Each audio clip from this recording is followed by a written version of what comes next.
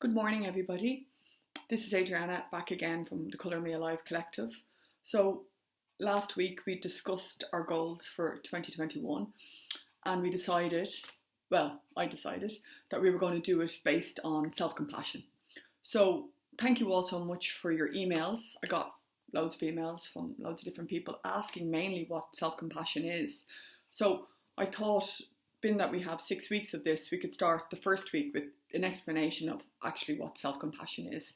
So what is self-compassion? So self-compassion is acknowledging when you're suffering.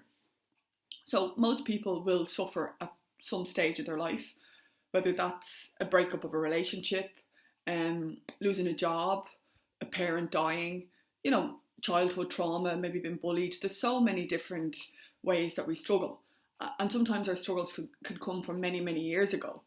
And it doesn't have to be something that just happened. It can surface as we get older, especially in a very quiet time like COVID. All our old ghosts can come back to visit. But it also gives us an opportunity to see what we've been through and to help ourselves recover from those traumas. So to start with, the main thing of all is to acknowledge the struggle. So to acknowledge what you're going through.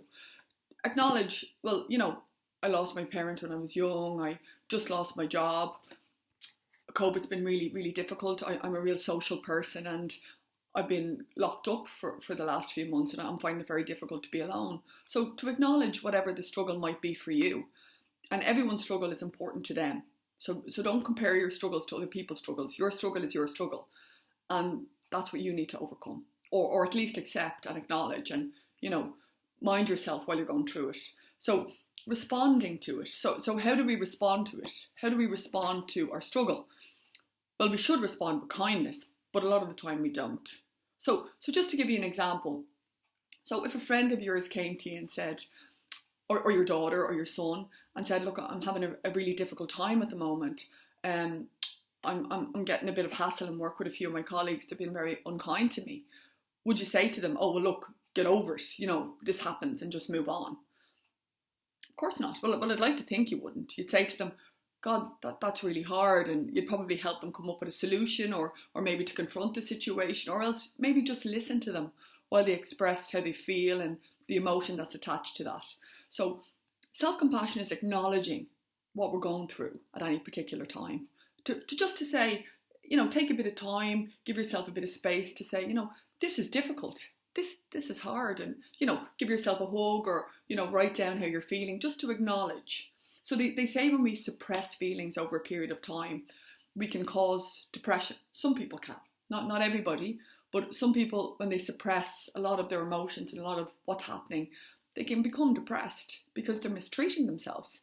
So it's about really acknowledging how you're feeling and trying to get the right support to help you through that. So for thousands of years, different religions use self-compassion as the basis of their religion. Buddhism, very much about self-compassion, looking after yourself, minding yourself, really acknowledging when you're going through a difficult time. So it's about really, taking some time to understand what you're going through. And the biggest thing I've noticed when I've been dealing with issues around self-compassion, it's not to pick the hardest thing. Like, the death of your parent a couple of years ago. Don't pick the hardest thing to start with.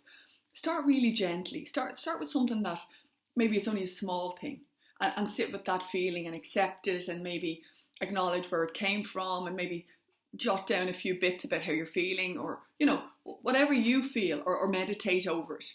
But always start small. Start with the smallest thing. So I hope that explains self-compassion. So for the next week, if you can just acknowledge maybe things that you're struggling with. Again, if anybody wants to email me, it's adriannamannix@gmail.com with any concerns or maybe something that's come up for them that they're finding difficult. I could maybe make a few suggestions to make it a little bit easier for you. So I hope that explains self-compassion, and I will chat to you again on the first step of how to introduce self-compassion into your life. There's about 5 or 6 steps. So we can do that over the next 5 weeks. Thanks a million, guys. I'll talk to you soon. Take care.